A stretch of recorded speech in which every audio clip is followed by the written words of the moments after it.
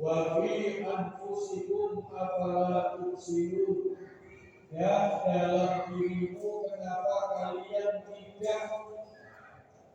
tidak memahami dengan basirah yang baik. Di situ tidak menggunakan kalimat afala ta'lamun yang artinya mengetahui, tapi afala tubsirun yang artinya harus menggunakan basirah. Basirah itu penglihatan jerninya qalbu, bukan penglihatan dengan mata kepala apalagi mata kaki. Itu basirah. Artinya orang hanya bisa menyadari keistimewaan dirinya yang diberikan oleh Allah manakala manusia itu punya basirah, menggunakan basirahnya, daya tangkap yang tajam, daya lihat yang tajam dari qalbu yang bersih.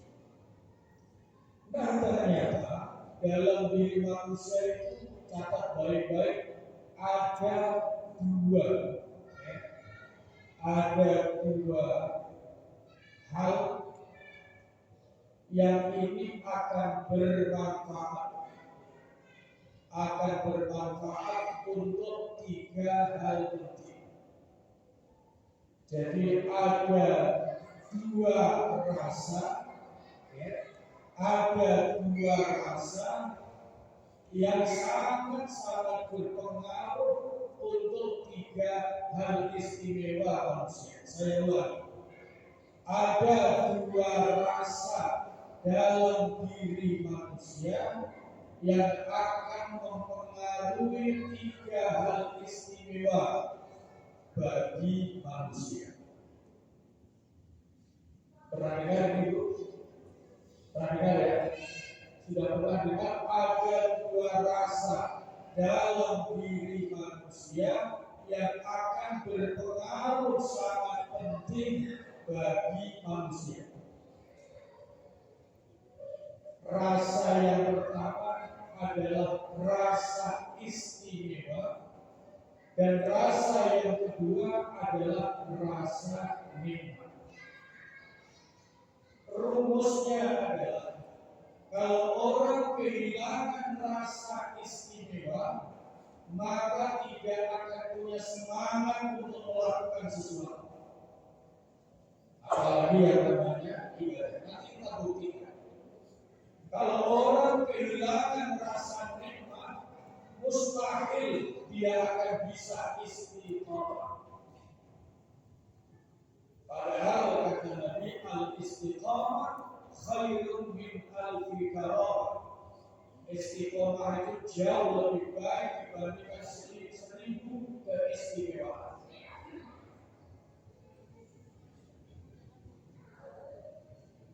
Sehingga para ulama sufi menyatakan kun taliban al-istiqamah wala takun talibal karamah. Sebaiknya kalian jangan mengejar karomah, keramat-keramat yang istimewa itu, tetapi kejarlah kemampuan untuk bisa istiqomah. Karena istiqomah ajib terus-menerus dalam ibadah itu nilainya lebih tinggi dari sekedar karomah. Mari kita lihat. Tapi pertanyaannya, kalau Bapak Ibu sekali waktu di warung kopi,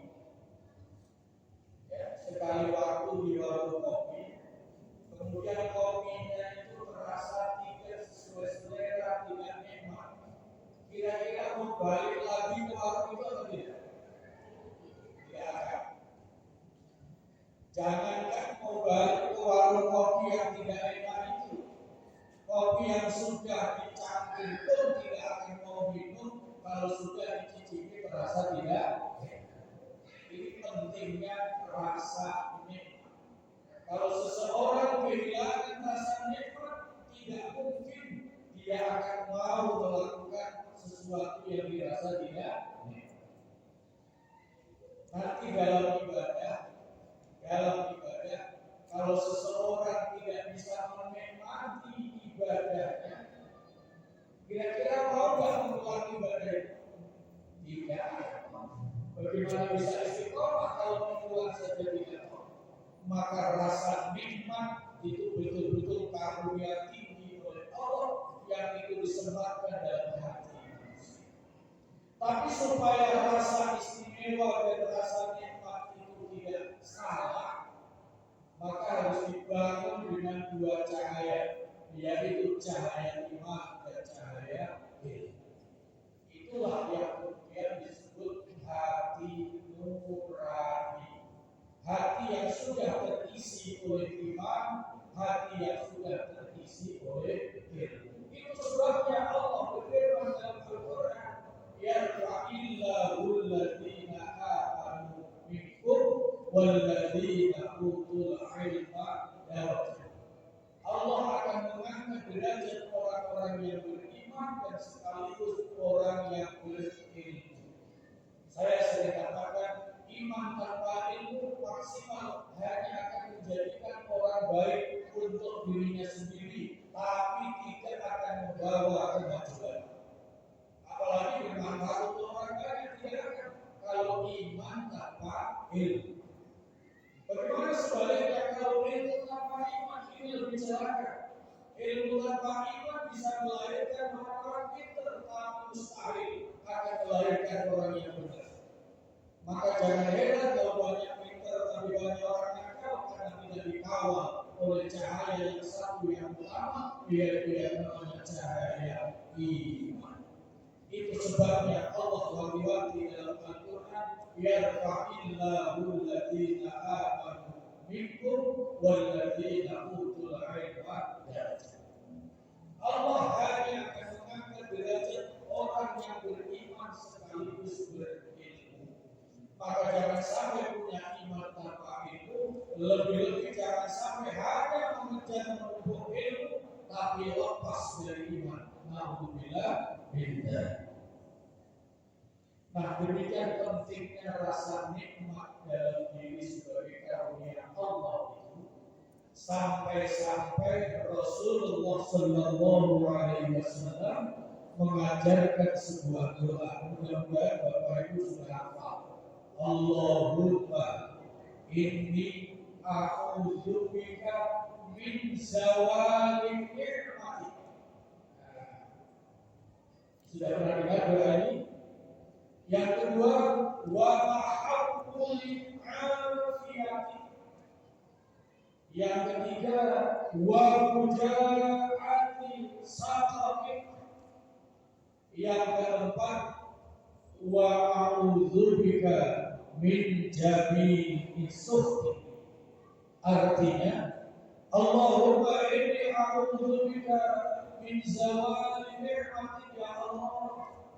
Hamba berlindung kepadamu dari kehilangan rasa nikmat dalam hidup.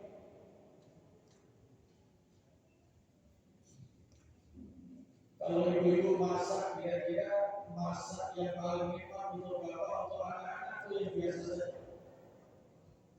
Ibu takut nggak kalau masakannya tidak nikmat, kalau tidak dicicipi oleh bapak? Takut. Itu pentingnya rasa nikmat. Maka Nabi sampai mengajarkan seperti itu. Allahumma inni a'udzubika min zawali nikmatik, ya Allah. Jangan sampai kau biarkan hamba kehilangan rasa nikmat dalam hidup. Pada poin ini banyak orang yang mengejar kenikmatan itu objeknya di luar. Ingin senang di rumah, lalu menumpuk hiasan dinding yang harganya mahal. Mungkin awalnya senang karena lukisan itu bagus. Pertanyaannya, kalau hatinya sedang sebel, kalau hatinya sedang marah, apakah lukisan yang indah di dinding itu senang melihatnya? Tidak. Bisa jadi barang-barang yang indah di rumah itu, kalau hatinya sedang marah, malah bisa jadi sasaran aman. Ini menunjukkan rasa nikmat, rasa senang tidak ada di luar. Rasa nikmat nikmat dan rasa senang adanya dalam hati sanubari seseorang, dan itu karunia Allah Subhanahu wa Ta'ala. Kalau tidak percaya, sedang sakit gigi atau sedang sariawan, lalu berikan makanan yang paling mahal, paling enak, kira-kira nikmat atau tidak? Tidak. Jadi kalau begitu nikmat letaknya di mana? Tidak semata-mata di makanan, tapi rasa nikmat sesungguhnya ada dalam diri.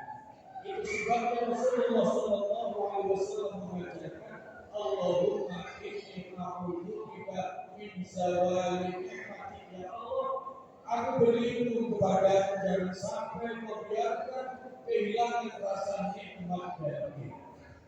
Itu kalau urusan makanan. Tapi sebaliknya kalau makanan itu terasa nikmat, maka diulang terus. Habis kemarin beli lagi, habis beli lagi. Karena apa? Ada rasa nikmat, bahkan disimpan sampai berbulan-bulan. Itu saking terasa nikmatnya masakan makanan tertentu. Tapi kalau sudah tidak nikmat, jangankan mencicipi, melihat saja sudah. Itu pentingnya rasa. Nah sekarang dalam ibadah, kalau seseorang tidak bisa menikmati bacaan Qur'annya, kira-kira bisa bertahan baca Qur'an? Tidak bisa.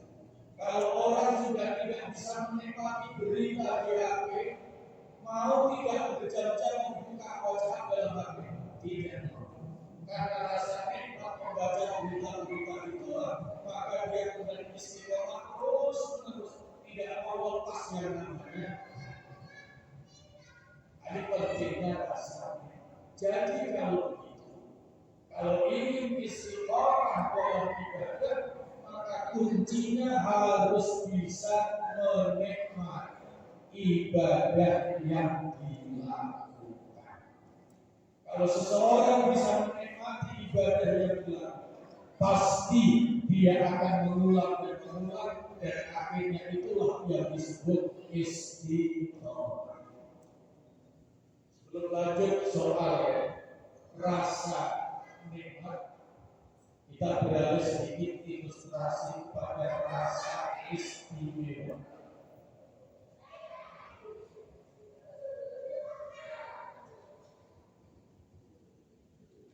Itu calon imam masjid.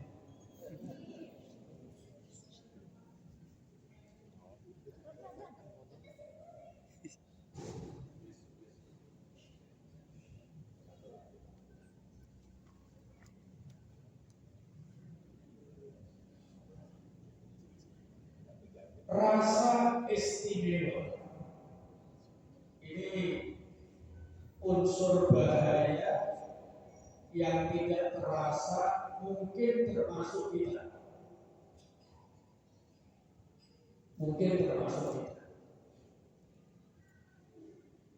Karena hilangnya rasa istimewa itu biasanya sesuatu yang berulang. Sesuatu yang berulang itu namanya istiqomah. Tapi istiqomah ini bisa hambar tanpa makna manakala hilang rasa istimewa. Kalau seseorang kehilangan rasa istimewa dalam sebuah kegiatan, katakanlah membaca Al-Quran. Membaca Al-Quran itu istimewa. Kenapa? Karena satu huruf itu nilainya, pahalanya minimal 10 kali lipat. Jangankan benar, yang masih belajar alifba masih terbata-bata saja, itu meskipun salah minimal akan dapat pahala 1. Apalagi kalau sampai khatam Quran. Idza khatama al-'abdu al-Qur'an shalla 'alaihi 60,000 malaikat.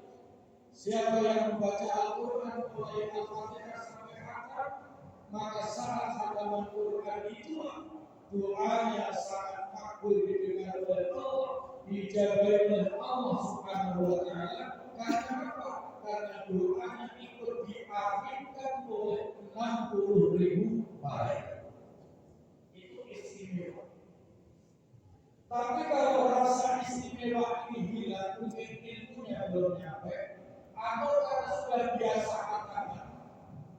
Nah, rasa istimewa itu akan mempengaruhi perhatian orang dalam melakukan amal.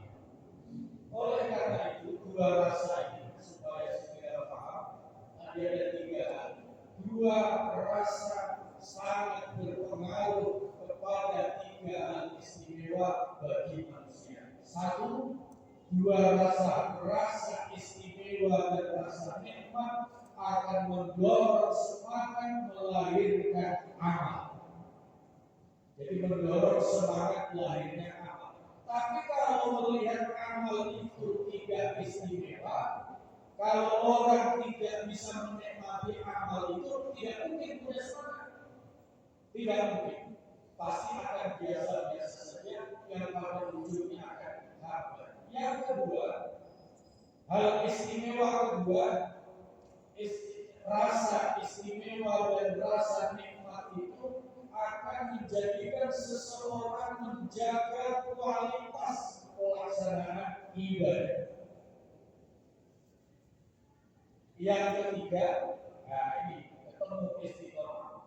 Kalau orang masih punya rasa istimewa dan rasa nikmat dalam hatinya, maka dia akan lahir mempertahankan istiqomahnya amal yang dia lakukan. Ini jarang diperhatikan karena ayatnya tadi memang orang jarang memadukan antara rasa istimewa dan rasa nikmat dalam dirinya terhadap amal aktivitas yang dia lakukan. Contohnya tadi baca Quran. Awalnya ketika baru semangatnya baca Quran, baru bisa baca Quran, di mobil baca Quran, di rumah baca Quran dan seterusnya. Tapi karena itu sudah rutin biasa, nah di sini iblis sedang mulai masuk. Karena sudah rutin biasa, sudah biasa dilakukan setiap hari, setiap waktu, maka rasa istimewanya dia membaca Quran menjadi biasa-biasa. Saya sengaja pelan-pelan saya ulang-ulang kalimat ini. Maksud saya supaya Bapak Ibu sekaligus mengfeedback, mengevaluasi apa-apa yang terjadi. Benar nggak sih? Kalau rasa istimewa itu hilang, maka semangat ibadah itu hilang. Kalau orang merasa tahajud itu istimewa, kalau orang merasa tahajud istimewa, karena dalam tahajud itu doanya makbul, maka rasa istimewa dari tahajud itulah yang mendorong seseorang semangat melakukan tahajud. Tapi kalau yang sudah biasa tahajud, akhirnya merasa biasa-biasa saja, biasa tahajud sudah biasa saya lakukan. Maka tetap dia dilakukan tahajud, tapi ala kadarnya, tidak sesemangat ketika dia sadar bahwa tahajud ini sangat istimewa. Apalagi tahajud bagi orang yang sudah tercapai cita-citanya. Tahajud karena ingin sesuatunya sudah diberikan oleh Allah, maka biasanya tahajudnya pelan-pelan surut. Ini namanya tahajud materialis. Itu tahajud materialis. Karena rasa istimewanya kurang, apalagi kiai dan mubaliknya mendangkalkan makna maqam. Wa minal laili fatahajjad bihi nafilatan asa yab'athaka rabbuka maqaman mahmuda. Di antara sebagian malam bangunlah untuk tahajud. Sangat boleh jadi melalui tahajud itu Allah akan menempatmu pada maqaman mahmuda, tempat yang mulia. Tiba-tiba celakanya mubaliknya memakai tempat yang mulia ini adalah pangkat, harta, kedudukan, jabatan, dan macam-macam. Akhirnya semua itu mendorong semangat. Tahajudlah supaya doamu didengar Allah, nanti keinginanmu dijawab Allah. Benar, semangat tahajud. Nah, ini rasa istimewanya tahajud mendorong orang untuk semangat melakukan tahajud. Tapi begitu apa yang diinginkan sudah tercapai, syukurannya cuma sekali, alhamdulillah, terima kasih. Habis itu wassalam, tahajudnya khatam. Itu ya. Nah, sudah tidak merasa istimewa. Oleh karena itu rasa istimewa itu akan punya pengaruh penting mendorong lahirnya semangat. Sekarang doa. Coba Bapak Ibu rasakan tadi doa. Kalau mulai Allahumma sendiri Allahumma, biasanya semangatnya yang doa, semangatnya yang mengamini juga luar biasa. Tapi coba begitu sampai doa Rabbana atina fid dunya hasanah. Apa yang Bapak Ibu rasakan? Ini doa biasa-biasa saja. Ini doa pasar. Bahkan kalau orang punya Rabbana atina fid dunya hasanah, lalu diminta untuk berdoa, dia nggak mau saya nggak bisa doa. Tapi apa Rabbana atina fid dunya hasanah? Apa kalau itu? Tapi kenapa merasa nggak punya doa? Itu doa yang biasa. Saya tidak bisa doa yang wajar. Ini masalah. Karena merasa Rabbana atina fid dunya hasanah itu doa yang biasa, maka cara doanya biasa-biasa. Padahal doa itu doa terbaik. Tadi Pak cerita soal haji. Satu-satunya doa yang istimewa dalam Al-Quran untuk haji adalah Rabbana atina fid dunya hasanah wa fil akhirati hasanah wa qina adzabannar. Tapi bagaimana kalau orang doa Rabbana atina fid dunya hasanah itu biasa saja, tidak punya ekspresi seolah-olah tidak berharap itu, karena salah mikir, salah rasa. Ini dianggap doa yang biasa. Karena rasa istimewa dalam hatinya sudah tidak ada, maka doa yang begitu hebat, doa terbaik dalam Al-Quran itu dianggap doa yang biasa-biasa. Sehingga cara berdoanya biasa saja, tidak istimewa. Nah, ini bahayanya kalau rasa istimewa dan rasa hebat itu hilang dalam diri seseorang. Contoh lain adalah sholat. Pertanyaannya, coba ibu ingat-ingat, bapak ingat-ingat. Selalu semangat nggak kalau mendengar azan kalau berniat sholat? Coba kita ingat. Jangan dijawab semangat dan tidak. Tanya dalam hati, apa yang dirasakan? Tidak. Sholat. Karena sudah rutin biasa. Biasa sholat itu. Biasa sholat masuk. Tapi begitu diingatkan dalam Al-Quran menyatakan hafizu 'ala sholawati was sholatil wusta wa qumu lillahi qanitin. Jaga sholat kalian, terutama termasuk sholat asar, sholat maghrib, dan laksanakan sholat itu ikhlas dan khusyuk. Kalau sampai situ masih biasa-biasa saja.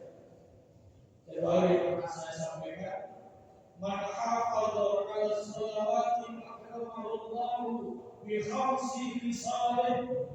Siapa yang serius menjaga sholatnya akan diberikan 5 kemuliaan oleh Allah. Masih ingat?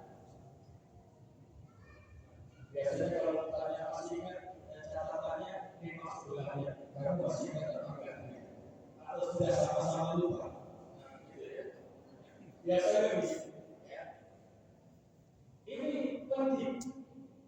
Sabda Nabi ini sangat penting untuk menjaga rasa istimewanya sholat. Apa istimewanya sholat? Istimewanya sholat adalah man hafadha 'ala sholawati akramahu Allahu bi khamsi khisal. Siapa yang sungguh-sungguh menjaga sholatnya, dia akan dimuliakan oleh Allah 5 kemuliaan. Mulai dari dunia sampai akhirat, yang yurfa'u anhu dikul aishi. Yang pertama, orang yang serius menjaga sholatnya akan dimuliakan oleh Allah dengan cara akan diangkat kesulitan, kesempitan hidupnya. Nah, kalau orang percaya dengan itu, kalau begitu saya harus serius ini menjaga sholat, semangatnya muncul. Nah, dalam pelaksanaannya juga akan serius. Karena apa? Rasa sholat ini istimewa, tidak sekedar menggugurkan kewajiban. Apalagi Allah tidak butuh sholatnya manusia. Sesungguhnya sholat itu diwajibkan adalah cara Allah agar manusia menggapai kemuliaan. Maka Rasulullah SAW kemudian menegaskan tadi, siapa yang serius menjaga sholatnya, maka Allah akan muliakan lima perkara. Yang pertama, yurfa'u anhu dikul aishi, akan diangkat, akan dibebaskan dari kesulitan hidup. Itu satu. Ini rasa istimewanya sholat. Yang kedua, yurfa'u anhu adzabul qabri. Orang yang serius menjaga sholatnya akan dimuliakan oleh Allah. Yang kedua, akan dibebaskan dari azab kubur. Itu istimewanya sholat. Yang ketiga, siapa yang serius menjaga sholatnya, maka Allah akan berikan kemuliaan yang ketiga, yu'tihil kitabu bisyamini wa yuhasabu hisaban yasir. Orang yang serius menjaga sholatnya akan diberikan kitab catatan amal doa di hari hisab dengan tangan kanan. Kalau catatan amalnya diberikan tangan kanan, pasti akan mendapatkan hisab yang sangat ringan. Maka di dalam ayat Al-Quran juga ada fa'amma man utiya kitabahu biyaminihi fasawfa yuhasabu hisaban yasira wa yanqalibu ila ahlihi masrura. Akan sangat-sangat bahagia. Itu kemuliaannya. Yang keempat, lebih dahsyat lagi. Siapa yang menjaga sholatnya akan Allah muliakan. Yang keempat, yamurru ala sirati kalbari.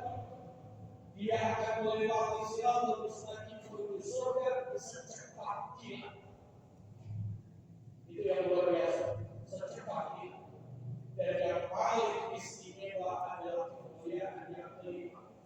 Siapa yang menjaga serius sholat-sholatnya dengan lebih baik, Allah akan berikan kemuliaan yang kelima. Yadkhulul jannata bighairi hisab, akan bisa masuk surga tanpa hisab. Tidak cukup amin loh ya. Ini tidak cukup amin. Karena doa ini harus dikawal dengan ikhtiar dan usaha. Supaya bisa istiqomah dalam sholat yang baik, maka rasa istimewa dan rasa nikmat itu harus ada dalam diri manusia.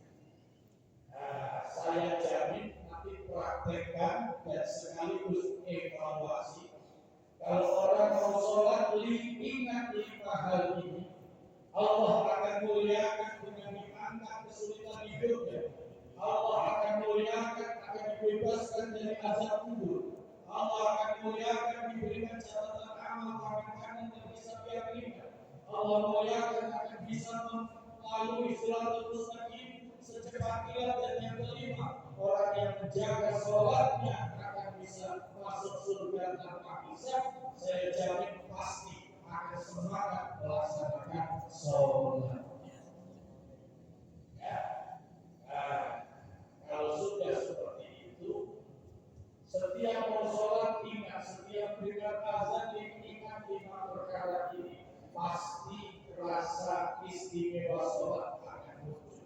Sholat itu istimewa, sholat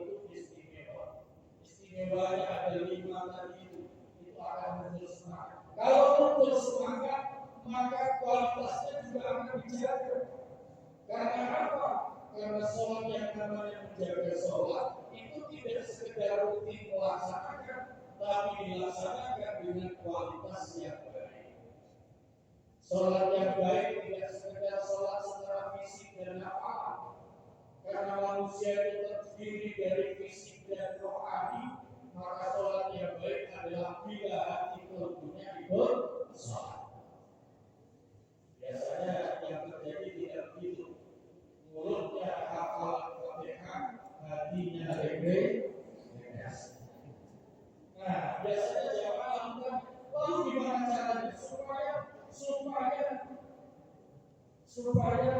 sholat itu bisa dinikmati?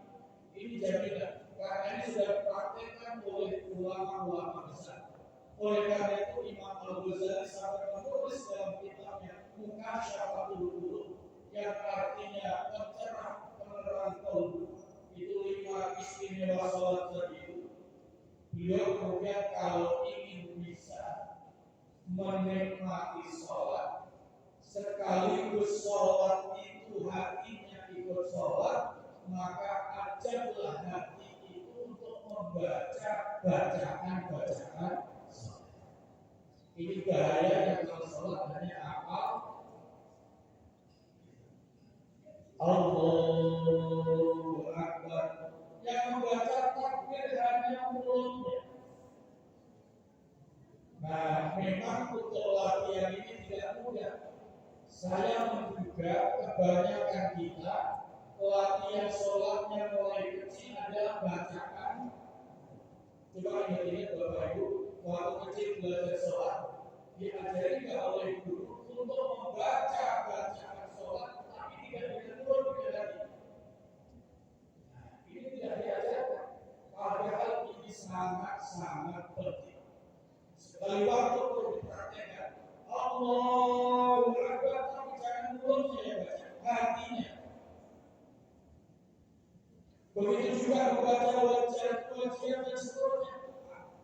Belajar membaca dengan hati. Sehingga suatu saat ketika lisan yang membaca Allahu Akbar, sesungguhnya itu adalah mengungkapkan bacaan hati.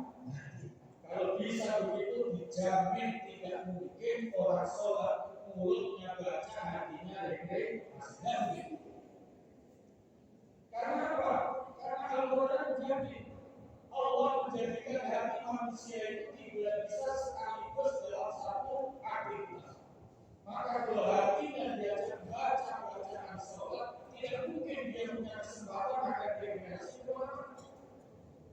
Nah, ini kira-kira yang penting supaya bisa istiqomah.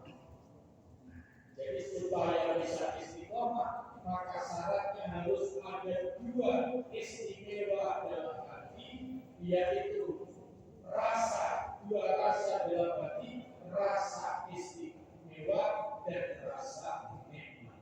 Kalau sudah begitu akan lahir 3 hal: semangat ibadah dan amal soleh, semangat menjaga kualitas pelaksanaan amal soleh, dan kemudian semangat untuk mempertahankan aktivitas amal soleh. Orang membaca Al-Quran, kalau dia bisa menikmati bacaan Al-Qurannya, tidak mungkin dia malas. Yang bikin malas itu kan karena dia tidak menikmati bacaan Al-Quran. Bagaimana bisa menikmati bacaan Al-Quran? Dia sendiri tidak mau mendengarkan suara bacaannya. Karena apa? Karena saat baca, mungkin hati dan pikirannya kemana-mana. Pengen batal cepat selesai, sudah punya akibat tetap baik. Sholat belum mulai, sudah punya rencana sholatnya cuma sebentar. Ini semua problem, sehingga mempengaruhi istiqomahnya dalam ibadah. Kalau mau istiqomah, pertahankan 2 rasa dalam diri, rasa istimewa dan rasa nikmat. Siapa yang bisa mempertahankan rasa istimewa, rasa nikmat dalam hatinya, maka akan lahir 3 hal yang utama, yaitu semangat melaksanakan ibadah, semangat menjaga kualitas pelaksanaan dan semangat menjaga rutinitas yang kemudian lahirlah istiqomah. Mudah-mudahan pertanyaan terakhir, bagaimana mempertahankan dua rasa? Karena ini betul-betul karunia Allah. Ini betul-betul karunia Allah. Rasa istimewa sama rasa nikmat itu semata-mata karunia Allah. Manusia tidak mungkin bisa mempunyai itu tanpa memperoleh karunia Allah Subhanahu wa Ta'ala. Itu sebabnya kemudian harus banyak-banyak zikrullah supaya hatinya menjadi sadar. Hati sadar inilah yang kemudian nanti akan terus menghidupkan rasa istimewa dan rasa nikmat. Dari situ, insya Allah nanti bulan depan kalau ngaji lagi kita cocokkan. Siapa yang bisa bertahan rasa istimewa dan rasa nikmat melakukan sebuah aktivitas, pasti dia akan semangat, akan menjaga kualitas, akan sungguh-sungguh dan akan istiqomah. Tapi bagi orang yang merasa pekerjaannya, amalnya biasa-biasa saja, tidak memandang pekerjaan itu istimewa, maka dijamin tidak akan punya semangat. Terakhir sekaligus sebagai kritik dan evaluasi. Ibu bapak merasa masuk masjid itu istimewa. Iya kan? Merasa tidak masuk masjid ini istimewa. Ini jawabannya ragu. Jawabannya ragu. Karena sudah biasa. Coba kalau bapak ibu diundang, nggak usah ke istana negara, diundang ke pendopo kabupaten dulu. Kira-kira merasa istimewa nggak tempat itu? Istimewa. Kalau sudah sampai di tempat itu luar biasa.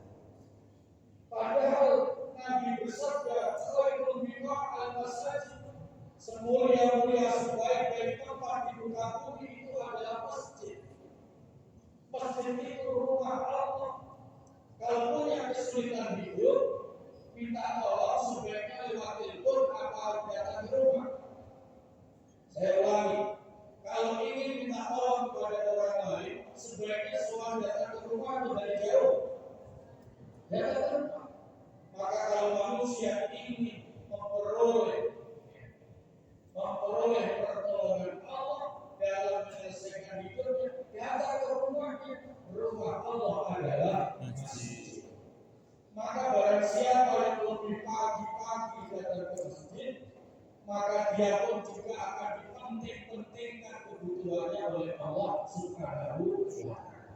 Lah ini datang ke masjid untuk apa? Tapi permintaannya doanya ingin diutamakan oleh Allah. Ini tidak masuk akal sama sekali. Kalau ingin doanya segera dikabulkan oleh Allah, kalau ingin kepentingannya dipenting-pentingkan oleh Allah, segeralah datang lebih dulu. Kalau ibu-ibu mau dapat BLT, undangan, datang belakangan atau duluan. Minta baris yang awal apa yang paling belakang. Yang tertawa ini masih punya pengalaman. Kalau diundang mendapatkan BLT saja, pantang terlambat dan minta duduknya paling depan.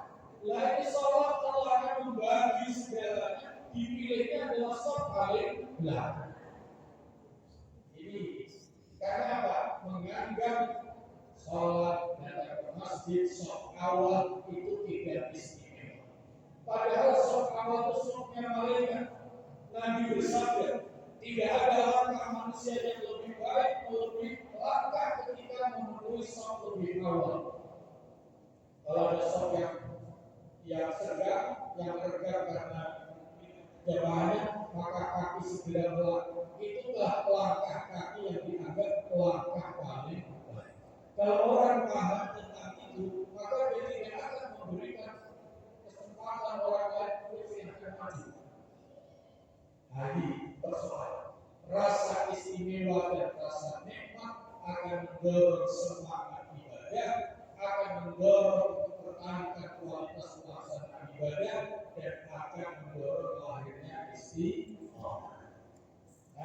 supaya tahu rasa istimewa dan rasa nikmat itu, maka harus terus belajar ngaji dan ngaji. Sumbernya adalah ilmu dan iman.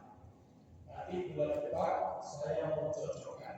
Sudah bisa atau tidak merasakan sesuatu yang istimewa, lalu kemudian kita itu mendorong semangat lahirnya amal soleh. Apa saja? Mau sholat, mau duha, mau segala macam. Baik, itu ngaji kita pada sore hari ini. Mudah-mudahan menjadi wasilah keberkahan kehidupan kita, keluarga kita, jemaah kita, masyarakat, umat rakyat kita, dunia dan akhirat. Allahumma barik lana fi umrina, wahai Allah berkailah umur kami. Wa barik lana fi ilmina, wahai Allah berkailah ilmu kami. Wa barik lana fi a'malina, berkailah amal karya kami. Wa barik lana fi ahlina wa awladina wa dzurriyyatina, berikan keberkahan keluarga kami, putra-putri kami dan seluruh dzurriyyat keturunan kami. Wa barik lana ya Allah fi kulli ma a'taitana, berikanlah keberkahan apapun yang Engkau karuniakan kepada kami. Allahumma tawwil a'malana fi sihhati wal afiyah, wa ya Allah panjangkan usia kami dalam keadaan sehat wal afiyah. Wa tawwil a'malana fi najati was sa'adah, panjangkan usia kami ya Allah senantiasa dalam keadaan sukses dan bahagia. Wa tawwil a'malana fil ibadati wal khairi was salamati wa husnil khatimah, panjangkan usia kami ya Allah dan berikan kemampuan untuk istiqomah dalam ibadah, istiqomah dalam segala kebaikan. Selamatkan kami ya Allah dari segala bahaya kehidupan, dan jika saatnya tiba kembali padamu, berikan kami husnul khatimah.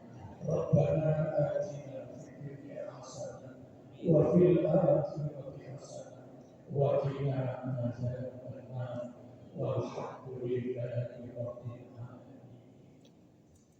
Wassalamualaikum warahmatullahi wabarakatuh.